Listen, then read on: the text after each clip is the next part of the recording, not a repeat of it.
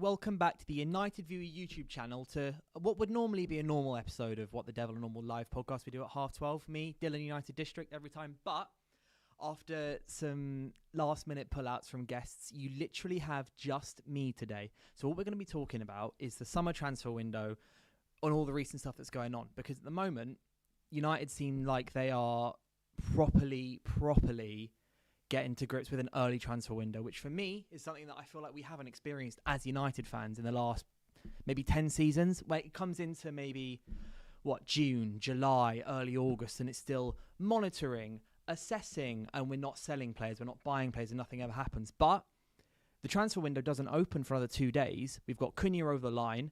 We're looking at several other options according to reports. But what I want to talk about is Liam Delap and Victor Osimhen. So, the Liam Delap saga, as we all know, has been a bit here and there everywhere. His buy clause was 40 million, and then as soon as Ipswich got relegated, it went down to 30 million, which, in my opinion, is a steal. I know there's a lot of discourse around Liam Delap, around, should we be signing him? Is he good enough? Is he bad enough? And all that. But for me, I think 30 million is a pretty good steal.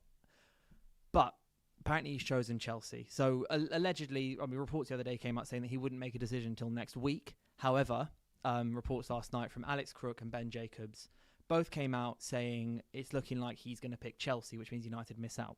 And there were reports from Germany the other week. I don't know how much you guys believe Florian Plettenberg. I mean, I think he's a bit iffy. But reports are pretty much saying that we also weren't looking to get, what's his name? Victor Gyökeres from Sporting, which is, I think is available for £60 million, which is decent. I think actually for someone who scored 52 goals in a calendar year, I think it was 52 goals in the league this season, and he scored 66 in 68 games under Ruben Amorim. I think Gyökeres would have potentially been a good buy, but apparently we're not looking to get him, and he's not looking to come for us. And the Champions League football stuff, I think, really has affected the club. But the big thing that's come out today, and again, it's all speculation. Everything at the moment is speculation. It's to do with Victor Osimhen. So, according to local reports from Napoli, United's head of football negotiations, Matt Hargreaves, was in Naples the other day speaking to Napoli about Rasmus Højlund. Because United, I think, are happy to let Rasmus Højlund go if the club can bring in a new striker or a suitable offer comes in. And honestly, I don't know what a suitable offer for Osimhen at the moment even is. I think, make sure that you guys also get your comments in and everything. I'm going to go through the comments in a second, but the context is that Napoli are interested in Højlund. Obviously, I think he's still highly rated from everyone in Italy when he was with Atalanta before he made his £72 million move to United, which I think we can all agree we overpaid. But Napoli are interested, and when we went there, they obviously have Victor Osimhen they need to get rid of. There's reports linking him to Al Hilal, but also Al Hilal are reportedly looking to sign Ronaldo from Al Nassr, which is a whole other story. But I think we can all agree that Victor Osimhen would be a fantastic signing for United should we get him in. But there was obviously the wages issue. And so what was reported was that Napoli would be happy to accept or would be willing to negotiate a deal that sees United basically offer them Rasmus Højlund plus 33 million, so 40 million euros, which is 33 million pounds for Victor Osimhen, which I think is a steal. I think that's a fantastic signing. So, sorry, just going to go mic volume a bit low, Ben. I don't know if you've... Yep, cool. Just looking through a few of the comments. Let's stop dreaming, says one. I don't think Victor Osimhen is a dream. There is multiple reports. Obviously, I think he's one of those players that will go with whichever club gives him what he wants. But I think he's also one of those players that when he does go to that club will give it them all. I think we've seen this at when he's been at Galatasaray. Is obviously he went to Galatasaray. No one dreams of signing for Galatasaray. No one thinks if you're in a top 5 league, you don't necessarily push for a transfer like that unless you have a really specific connection to a club like that. But for all that's I can't admit that I've watched too much Galatasaray live, but from everything it seems like the guy went there and he's in 40 games, he scored 36 goals. I think it is a case, he's a little bit of mercenary I think is a bit of a harsh word, but I think Osimhen is so as Emre Irki has said, as a Galatasaray Man United fan, Osimhen is an elite striker. That I can agree with. I think he's absolutely fantastic. I've been sat in this studio, sat over there so many times saying, I think it was well before the window started, I said out of any striker on the planet, irrespective of how easy it would be to get them or not, is I would want to bring in someone like Osimhen. I'll say someone like Osimhen, specifically Osimhen. I think he's incredible. So there's a guy on Twitter, I don't know how much you guys are on Twitter or follow Twitter, called HTO MUFC Harrison. He works for the Overlap. He's fantastic. And he's agreed with me many times. Osimhen is genuinely amazing. But the issue is his wages. The guy's requesting something like, £300,000 a week? Which, when we were linked with other strikers such as Liam Delap or Benjamin Sesko or Victor Gyökeres, I was less inclined to... I would be more happy with United foregoing someone like Osimhen due to his wages with that. But I know the window's not even open yet and I'm just slightly speculating. But part of me feels that with Liam Delap probably going to Chelsea, Gyökeres potentially going to Arsenal, Chelsea wanting to also sign Ekitike. I mean, you guys can butcher me for the name or whatever. I just think that it would be a much... there's no one else. I'm not the world's most... I love transfers. I love watching United and everything. I'm not going to claim to be an expert on European football or anything. But in terms of all the names you've been linked with, the only two I can think of that at the moment aren't looking dead set on signing for other clubs unless we intervene are Victor Osimhen and Patrick Schick from, I believe, Bayer Leverkusen. Patrick Schick would be a cool signing, 29 years old, Bundesliga striker. And, that's kind of signing that I think we should have brought in alongside Rasmus Højlund 2 years ago. But with Osimhen, he feels like one of those strikers who's inevitable. I don't know if that makes sense to you, but this is the way I see it. Is one of the reasons I really would like to see us go for Premier League proven players this summer, which is why I'm so happy with the Cunha signing. Why, and we'll get onto this, why I really want to see us sign Mbeumo, hope you say his name, is because I feel like they get in your team and they will be a certain level, and we don't have to wait for them to get better. So with players like Joshua Zirkzee, he came in late, he was unfit, and he was thrown into the starting team, and shock horror after he didn't adjust immediately. Not all players adjust immediately. And we had to wait a few months and an injury for Zirkzee to really kick on at United. And then he got his hamstring injury. But against Spurs, when he came on, he was fantastic, I think. Well, I say fantastic is a stretch. I don't think any of the players can deserve to be called fantastic for that one day. But Zirkzee came on and he was good.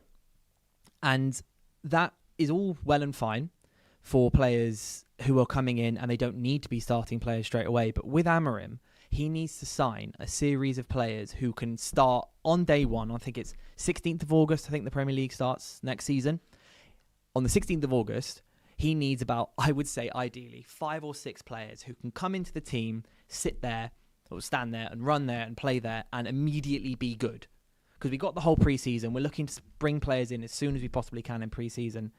But it's just Osimhen to me, although he's obviously not played in the Premier League, he just feels like one of those players who will bring something like that. It's something that I expect from Cunha, and I really hope from Cunha. He's had 2.5 years at Wolves in the Premier League. He's now the joint highest scoring Brazilian in a single season with 15 goals last season alongside Firmino and Martinelli, and potentially should have got more if he was at someone like United, and he would probably and hopefully will hit the ground smoothly and running after pre-season.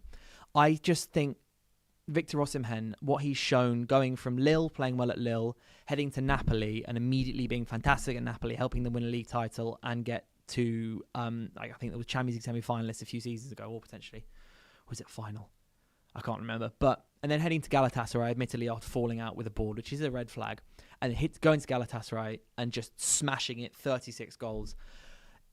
He's a player who I just think has an air of inevitability around him.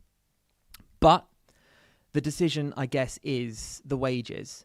Is it worth like after Ineos has come in and said, right, we're going to cut all these wages, is it worth immediately not breaking that rule, but making an exception so soon after putting the rule in place to bring him in? It's something that I don't know how you guys feel. If you get in the comments, let me know. Do you think it's something that United should look at doing? Because there's also, as Sahil Arajam has said, we cannot afford Osimhen, no chance we get him. I think the nuanced thing with that is we wouldn't be paying too much for him up front. That is, sorry, it's in transfer fee. So so reports before were saying Napoli would be willing to about 50, 60 million pounds. Be willing to accept an offer that comes around there because for a player 1 year left on his contract, but 26 years old and is as good as he is, that's, I say it fair. But and then asking for Højlund plus about 40 million euros, which is 33 million pounds. Again, I'd also say fair because I don't know how much you guys think Rasmus Højlund is worth. It's very weird because I, slightly maybe controversially, feel that Rasmus Højlund isn't actually as horrible as we think he is. He's just not either not at all or not right now the person to lead the line for Manchester United. I think it will be hard to find someone who disagrees with that, or someone rational who disagrees with that. But I think he's okay. But so I would put maybe Rasmus Højlund's value at 25, 30 million, which is pretty low considering the fact that we bought him for 72 million, but I don't think he was ever a 72 million pound striker. So 33 million pounds plus Rasmus Højlund for Osimhen, I think is kind of fair. But then obviously it comes in with the wages of he'll be demanding 300 grand a week, which is upwards of maybe 10 million pounds a year, which is, and you put him on a 5-year contract, that's suddenly 50 million quid. And then that totals to 80 million pounds plus Rasmus Højlund when you think about, all the money that goes into this deal. Personally, I think it might be worth it, but I don't know if United actually have those funds. We might need to sell an extra player. 25 to 30 million is still generous for Højlund, but if Italian clubs rate him, no reason we can't push for more. That's what Skiliano says. Sorry, just reading the comments as Ornstein said something. Liam Delap suitors being informed he is not joining them amid preference to sign for Chelsea. Sources, the likes of Manchester United, Newcastle, Everton and Nottingham Forest now aware. 22-year-old on course for Chelsea, subject to personal terms and release clause requirement being met. Right, there you go. So I'd say even more than now before, Liam Delap is not signing for Manchester United. To me, if there were other options, I would be more okay with that. I like Delap. I've been saying a lot. I've been saying for a while, I like Liam Delap. I think he's going to become a fantastic striker. People comparing and putting parallels between him and Højlund, I think that's a bit reductive. I think that's a bit not fair to Delap. I think he's going to be a fantastic striker. Hilariously, his attacking coach at Ipswich was actually Lee Grant, our former goalkeeper, which is, I just think, a very fun bit of trivia. But who else? It's just hard to think who else is there in terms of strikers. And this is why I want to move on to a second point about Bryan Mbeumo. Bryan Mbeumo, even more than Delap, and I say even more than Cunha, is just phenomenal. It took me a while to actually come to grips with the fact that he's 25 because he does look about 36. But I think Mbeumo, and I'm happy to be disagreed upon, disagreed with. Obviously, that's what football discourse is for. But I think Bryan Mbeumo is just awesome. As someone who Brentford came into the Premier League and they did well to stay up. I think Thomas Frank, I'm not a huge fan of Thomas Frank, but I can appreciate him as a manager. I can't fault him as a manager. I'm not a huge fan of him and his personality. I feel like he can be a bit of a sore loser at times. But that might just be because, he's deflecting like Jose Mourinho used to. But Bryan Mbeumo, I think, is simply just... he's a standout player that I think no matter who he played for in the league would produce the numbers. Obviously, extenuating circumstances, he probably wouldn't hit 20 goals if he played with us this season. But I think you sign him and he is as close as you can get to a guarantee of goals. Cunha, 15 goals this season. Mbeumo, 20 goals this season. And then I believe they both got 8 assists. And that's not them playing together. So that is, I can't do maths. 42 goal contributions between the pair of them. I think we scored 44 goals last season as a club in the Premier League. There definitely wasn't over 50. And they've got those numbers are just, they would level us up so much. So if we're not going to sign Delap, and I know I spent the last 15 minutes banging on about how good Osimhen is as a signing. Osimhen is a signing that I think maybe you sit there and hope it's still there in a couple of weeks' time. But I really think United should go ASAP on him. We know we're not getting Delap now, right? So that's 30 million that we put aside for Delap, plus his wages, plus whatever agent fee or whatever it was. We had that in the budget for Delap, because all the reports a couple of weeks ago were like, United do not need to sell to sign Cunha and Delap. We had about 100 million in the budget initially, and the club were like, right, these are the two that we want. We're not getting Delap anymore, so there's an extra 30 million to start with. And if we're and that was prior to the whole Garnacho thing being Garnacho's free to find a new club and all that stuff. Plus, Chelsea winning the Conference League last night. Hopefully, that means that we're going to bring in, hopefully it's 25 million. Chelsea, if you want to do us a quick favour. He scored in the final for you. I think, he deserves a new season. I think, Chelsea make that 25 million purchase. Suddenly, the 50 million pounds from Mbeumo, it's right there. The issue we have is we were so bad last season that we don't have Champions League football, we don't have Europa League football, we don't have any of this kind of football. And I do really understand the argument of Ahmad as well. But on the flip side, yeah, we have Ahmad, but we only have Ahmad. When we were back in the day, when United was so much better, and even under Solskjaer and under Mourinho, we had multiple quality options up front. We don't have that anymore. We don't have any quality options up front. We have. I'd say Xerxes I like, Ahmad I like, Garnacho I like, but he's going. Rashford going. Højlund I think should leave.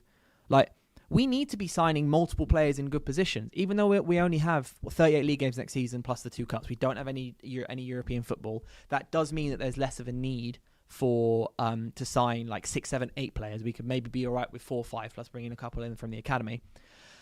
It's just, to me, it's such a no-brainer. Now, PC Gamertag has said, and Mbeumo isn't coming to United. He's going to play Newcastle, play UCL, and he's a perfect fit for them. Admit we aren't a big club anymore. I still think United have a chance. Newcastle also, thank you so much for the donation, though, PC Gamertag. Much appreciated. If you guys want to make sure I read out anything and everything you say, just how much you disagree with me, do get the donations and do get the comments in and just let me know. But Mbeumo to United, I still think could happen. You can admit we're not a big club anymore. We're not in a good state right now. I'll admit that happily. We just finished 15th in the Premier League table, which is beyond disgusting. We lost the Europa League final to Spurs, who haven't won a league title or haven't won any trophy since 2008. Grim. Horrible. I feel like it's not really going to set in just how bad this season has been until we look a bit better. We just lost to some All-Stars team who were playing their second ever game, and their first ever game was a loss against the Malaysian national team. But I still think we are Manchester United. It still holds value. I think that the appeal of being part of the squad and being that guy who brings United back is still much bigger than some people say. We are, as an institution, just... Ahmad to Bayern, remember I told you? No, not happening. Not happening. Ahmad is staying. He loves this club. I cannot see Ahmad going anytime soon. Same with Bruno Fernandes. People talking about Bruno Fernandes, the Al Hilal offer. I will sit here and happily say I don't think Bruno's accepting that offer. If he does, I'm going to be distraught. But I think he's staying. I think that part of the reason why we might be acting so quickly is because, we need to show these players who we have that are good that we actually are, we've got intent. We didn't have it, some of the windows before, we just didn't really have intent. We have intent, I'd say now. Especially with Amram, I think we have intent. But, so what on earth was all about? Oh yeah, Man United being back and amazing. Yeah, look, we're in a shambles right now. I think no one can disagree with this. We are in the bin. We're in the pits. We're losing every game. We look trash. But on the flip side, we are still Manchester United we are the club. I don't think is ever going to die. This is, as Ruben Amorim said, I don't think this club will ever die. And I think the appeal of becoming being the guy to lift us back up, right, get us back towards the top of that Premier League and be part of that squad that walks out into hopefully that new stadium with 100,000 fans in it, singing everyone's name. I think there is much more appeal there than people give it credit for. I do agree that it's kind of trash that we don't look trash. We simply can't seem to score, says Choco Paid. We do look trash because we can't score. We can't score because we don't have any quality options up front. If we have Cunha, if we have Mbeumo. You know what? This is something I thought about the other day as well. I tweeted this out and it got a very mixed response. I proposed on Twitter, if you want to follow me at Diliano, Dylyano, just a cheeky little plug there. But I tweeted out about what are your guys' thoughts on a front three of Cunha on the left and Mbeumo on the right and Joshua Zirkzee up front. Personally, I think it's a bit risky because Zirkzee is still, there's still a big question mark hanging over his head, despite the fact we know he's good, but he's been so good in the 10. But Joshua Zirkzee loves playing off people, right? And what I was saying since we signed him was that he is someone who thrives with intelligence around him. And I don't think he's had that much intelligence around him. He looks Zirkzee, before he got injured, when he was combining with Ahmad, looked great. When he was combining, I don't know how often he played with Mount, but the couple times he played with Mount, he looked good. And when he plays with Bruno, close to him, he looks good. I think Zirkzee is an intelligent player, right? And I think bringing in someone like Cunha and someone like Mbeumo, is it Mbeumo or Mbeumo? No, I'm just going to keep saying Mbeumo. You can correct me if I'm wrong. But playing people like that, I think, could be a very interesting front three. Because when we played yesterday with played the Malaysian team, the Asean All-Stars, ASEAN All-Stars, when Mainoo was playing as part of the front three, he was coming in quite a lot. And when Mount was playing against Villa, he was coming inside and playing behind the striker quite a lot. And Dorgu was pressing up quite high. And the other wing-back, Mazwari, at the time, before he came off Dalot, was also pressing really high, which I think was a change compared to what we've seen previously. And I think, again, this is pure speculation. You can completely ruin me for this if you want. But I think this is something that Amorim wants to lean towards next season. I hope it is, because I think a big issue for us, and I really hope you guys all agree with me here, is that our wing-backs have been full-backs. We've played with 3 centre-backs and also 2 full-backs at times. They've been too far back, which means we're hamstrung in attack. We're overloaded in midfield because the midfielders have to stretch wider because the wing-backs are further back. If the wing-backs are further forward, the middle 2 are more central behind the striker, and the midfielders can therefore tighten up a little bit. I think we'll look much more stable. This is me just really, really hoping more than anything. I can be completely wrong. But 3-4-3 might be 3-4-2-1. Slices of Sib says. Yes. This is pretty much what I'm thinking. Is Zirkzee plays well when players are close to him, right? Or when players play off him or players run through from him. It's the same kind of thing that we saw when we were playing with Weghorst, Martial and Rashford. Weghorst and Rashford. Martial did really well when people were close to him, they were near him, he can combine with people. If you've got people like Mbeumo, I'm saying Mbeumo, by the way, as it could be Cherky on the right, it could be someone else, I don't know who we're going to sign, but I'm saying Mbeumo because the name we're linked with and he's the player I want. If Xerxes combine him with those 2 people near him, then I think he will become a better player, and also I think he will become a better striker. The issue is, there's so many issues, and I keep saying the issue is because there's so many issues, but the thing is with Xerxes is that he's, I think, struggled at in somewhat from being the kind of person who is failing as there aren't people around him. There's too much time. He spent too much time isolated up front. And when, people like Bruno Fernandes have gotten crosses into him and stuff, he scored a couple headers, he scored a couple goals. But I think with players like Garnacho being, is this the Ornstein stuff? Yeah. Thank you, though. We are not signing Liam. Yeah, so for anyone who's missed it, anyone new, we aren't signing Liam Delap. It's gone, dusted, finished. But the thing is with Xerxes playing up front, if we were to play him up front, is he'd have players nearby. He'd have players close to him, which I think will improve his game. If we've got players close to him, the wing-backs come forward higher. I don't know what you guys think about Dorgu. This is actually another thing. Let me know what you think about Dorgu in the comments, because I think he's actually quite a divisive player. But if we got, let's say, Dorgu, and let's hopefully, his final ball improves, because I think that's something he needs to work on. And then I don't know who we're going to have a right wing back. It might be Dallo, it might be Ahmad, might be some random player we sign. Who knows? But let's say the two wing backs, they're playing further forwards. They're the ones able to get these final balls in. And then you've got Xerxes in the box, surrounded closer by Cunha and then Mbeumo or Ahmad, whoever's playing on the right 10 slot. I like it. Personally, I quite like it. I don't know what you guys think. So, I'm not judging Dorgu until next season. Evra struggled in his first 6 months. I can get behind that. I like Dorgu. Okay, I like some of the raw traits Dorgu has. He's much more of an athlete than many of the players we've had in the last 5 years. He's quick, he's strong, his recovery tackles, he's made a couple in the last few weeks that look stunning. And I think he works quite well with Aiden Heaven, That's someone I've been really surprised with. Do you guys think we need to sign a new centre-back this summer? Because we need loads of new forwards, right? We could sit here and talk all day, as I have been so far the last 27 minutes, waffling about forwards. Do you think we need to sign a new centre-back? Or do you think we're okay for now for centre-backs? Because we've got, Harry Maguire, Matthias De Ligt, Luke Shaw, who's jury's out on him, Nusem Mazwari, Aiden Heaven, Tyler Fredrickson, and then Lissandro Martinez coming back. I think centre-backs, we need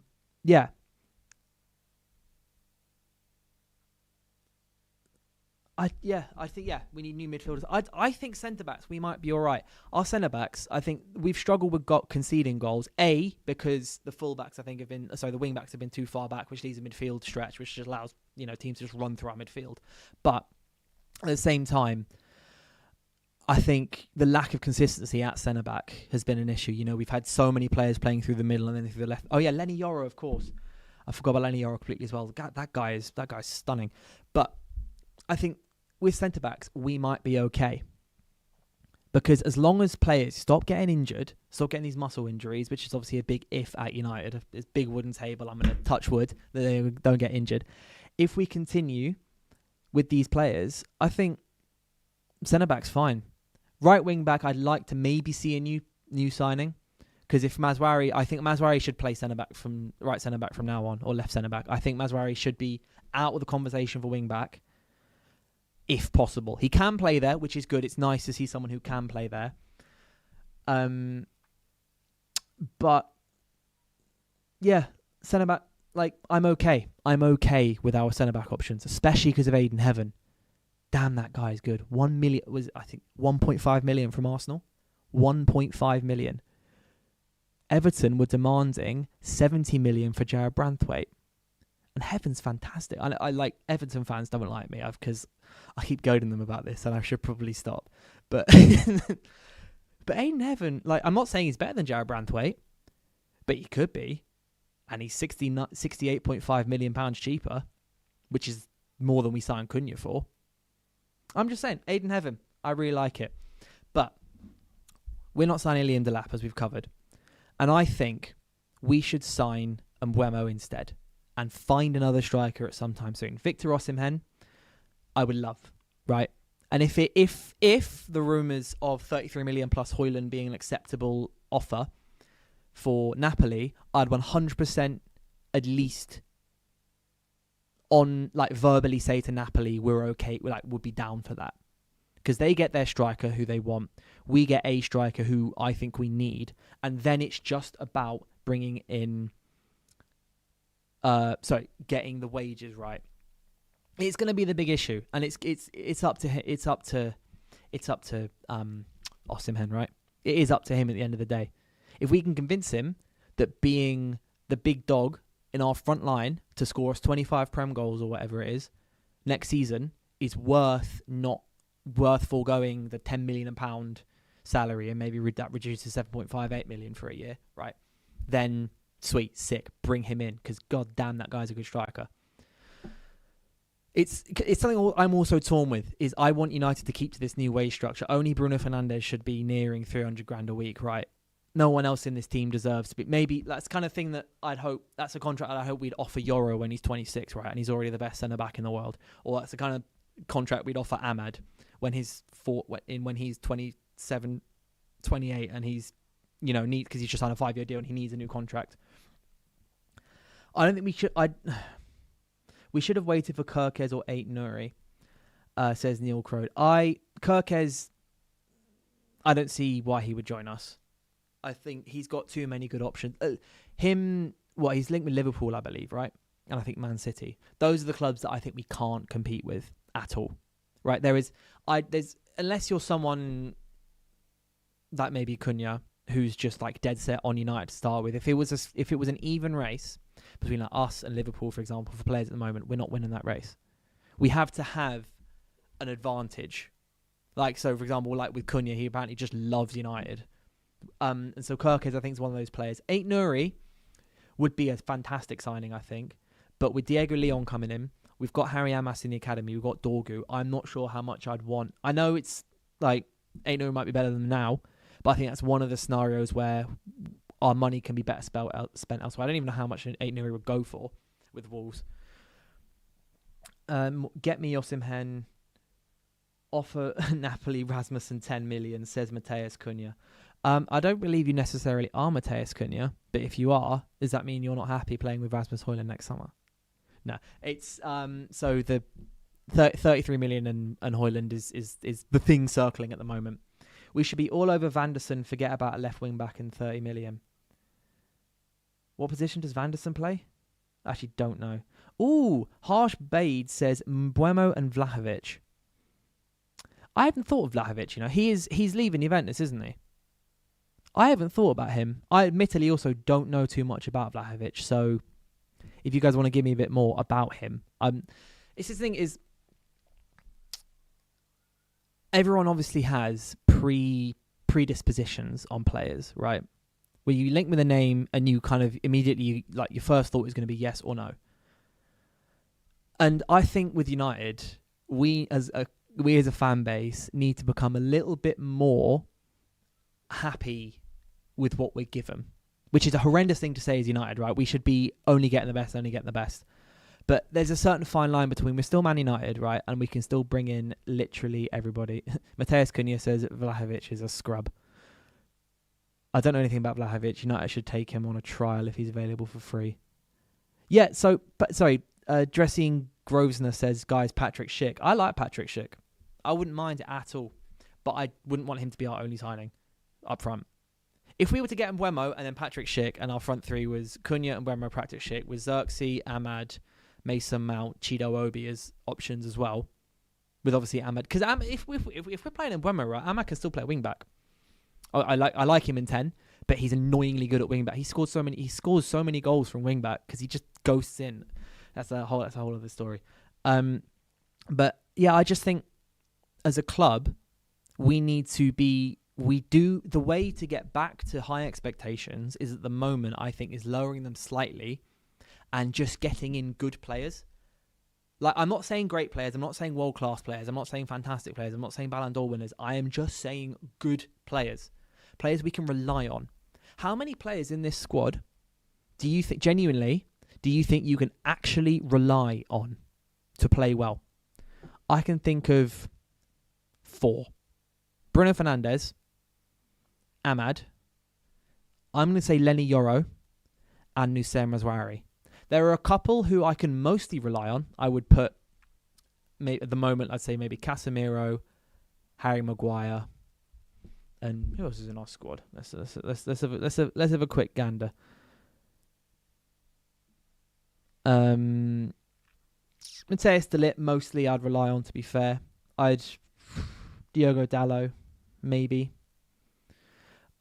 Kobbie Mainoo as well. I'd say that Kobbie Mainoo is an interesting one because I think if he's fit and playing, I can rely on him. But just because we've not seen him in Amorim's squad yet, I can't completely rely on him. But this is what I'm saying is I think there's a lot of players that we can't rely on at the moment to put in at least a 6 or a 7 out of 10 each week, right? So we need to just be signing players who can put in these 6, 7, 8 out of 10 performances across a number of months. And they aren't the players who you call world class. They aren't the players who you call future Ballon d'Or winners. They aren't the players that you call, fantastic, amazing players. They're the players you just call good. And that's what we need more of, I think. We need players who are just good. Once you've got a squad of good players, develop some of them into great players and sign some fantastic players. Think about what Newcastle have done, right? You look at Newcastle's their project under Eddie Howe and stuff. They signed a load of good players. They brought in just players who are good, and then they developed them to make them great, and then signed some fantastic players as well. So I'd say, when they brought Isak in from Real Sociedad, he was a good striker. But he wasn't a world beater. He was still kind of inconsistent. But you kind of knew what you were getting from him, and they've developed him into genuinely, I would say, a world-class striker. The guy's incredible. You look at Guimaraes at Lyon. He was good. He was great, and he's continued to just be good and great. Joelinton, to be fair, they brought him in as a striker, but he was good. His basic football technique and everything was good. So I really think we need to just bring in good players this summer. More than anything, this is what I think. And the last thing I want to touch on is Kobbie Mainoo's future. I want to know what you guys think about Kobbie Mainoo, because I don't understand why everyone's freaking out about Kobbie Mainoo. I think he's fine. I think he'll be absolutely okay in here. The only issue that we might have with Kobbie Mainoo is if he doesn't sign a new contract. If he doesn't sign a new contract, let's say this summer or early next season, we might be mudded, because his contract runs out in 2027, and we've seen with Trent at Liverpool, if you let these big players, these amazing talents, get into their last 2 years of their contract, big clubs are going to circle. If we let Kobbie Mainoo leave, especially if he's got a year left on his deal or something, I don't have a doubt in my mind that the teams in for him are going to be Real Madrid. They're going to be Bayern Munich. They're going to be Barcelona. Kobbie Mainoo has not had a good season. He's been injured, and also he's been unlucky. It's the timings of his injuries have been bad. He was not injured too much at the beginning of the season, but Amram came in, and soon after Amram came in, he got injured. He then came back for a few games, started playing well, and then got another calf injury. He got an injury in training. He was out for 2.5 months, and that 2.5 months was when Amram, I think, started to become more settled. He knew the players he wanted. The players were improving a little bit. I know improving is a stretch to use with the season we've just watched, but I think him not playing is nothing to do with him not fitting in the system, not getting well on with Amorim, or being hesitant over his future. I think it's just him having been unlucky. And he's now fit, right? He's going to go away in the summer. He's not in the England squad, so he's going to have some rest. He's going to have some time, and he's going to be there day one, unless he gets in falls off a jet ski or something, who knows. He's going to be there, hopefully, day one of pre-season, ready to go, along with, hopefully, the rest of the squad, hopefully Mateus Cunha and a few more signings. And Kobbie Mainoo, you put him in a room with most footballers, most midfielders, he'll come out as one of the best. So I don't have a doubt in my mind that Kobbie Mainoo will start pre-season with Ruben Amorim, and he'll look like one of our best players, because he is one of our best players. So I don't think there's an issue with where he fits in the system. Yeah, he was fantastic in the Ten Hag's midfield three, but he's such a good footballer that I think he will continue to just remain a good footballer, a fantastic footballer, an amazing footballer, and play in any position. He can play as either of the 10s. I think on the right, he looks fantastic in the 10. On the left, as we saw yesterday, if Amorim continues this... Because when Garnacho played on the left, right, he played really on the left, because that's how Garnacho is. That's where he plays his best football, right on the touchline. And Mainoo plays his best football, not on the touchline, further in. And when Mainoo was playing 45 minutes yesterday against the All-Stars, that's where he was playing. He was playing further in midfield. He kept drifting inside. He had a shot blocked off the line, another couple good shots. He was trying to connect with Rasmus Højlund, and Rasmus Højlund looked like he had the wrong plug. It's ridiculous. But I just don't see an issue. He fits great in Amorim's system. I agree. You can't afford Osimhen. I've spoken enough about Osimhen today. Amorim. So Taiwo. Sorry guys, I am dyslexic, so it does take me a bit of time to actually read names. Tyro Ukande says Amorim's system is the problem. No player has been able to develop within the system. Personally, I don't agree. I think that Amorim's been a bit stubborn in adjusting to some of his the players he has, because I think he thinks they're crap. Like, you look at this squad and you think, right, who do I want in this squad in 3 years' time? There aren't many players, right? Hopefully there's Kobbie Mainoo, there's Bruno Fernandes, there's Lenny Yoro, there's, I don't know, like Delap and stuff. And I would say most of the players who you would actually want to see in this squad in 2 years' time are actually the ones who have done individually, not saying as a group, but individually have put in multiple good performances, right? And I think it's a part of Amorim wants those players playing in the roles that are good for them, because they're the ones who need to learn the system, because they're the ones going to keep in the system. I think there are some major changes that Amorim... I'm not saying that this system is perfect. Amorim does need to make changes. And I hope, and I think he will, once he gets more of the players that he actually wants and actually likes at the club. That left 10 spot, Garnacho's been playing out wide a lot on that, right? Let's say Garnacho goes, and then the people fighting for that spot are Mason Mount, Kobbie Mainoo, and Matheus Cunha. All players who do well slightly further inside. Amorim's not going to keep saying, oh, right, so Garnacho played out wide there, so now when you guys are here, you've also got to play out wide. He's going to change that. I think he will. He'll make them play further in. He'll make Dorgu play further forwards. I think there will be changes, and I think hopefully good changes. If Amorim's, if we're still crap by Christmas and we're 12th in the league or whatever, he will have to go. He just will, right? And my backing, I like him. I'm not afraid to admit that it's more on faith than anything. There's very little evidence that shows that we're going to take a step up this season, because it's hard to see it when we just keep losing games. But I do think there will be changes next season.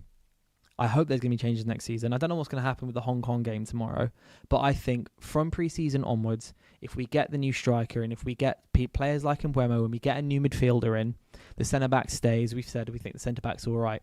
I really think there is going to be some good hope for next season. And I will continue to say that this summer. I'm more than happy to hold my hands up if it doesn't go well and go, yep, I was wrong. I'm happy to admit that I'm wrong. But I really do hope, and I really do think that changes will be made in the summer to the system, the players, the squad, and I think we're going to get off to a much better start at the beginning of next season. Right, this has been the very first time I've had to sit in front of the camera and it's just me. Normally, I've been on United View for 16 months now, What the Devil podcast, all of that.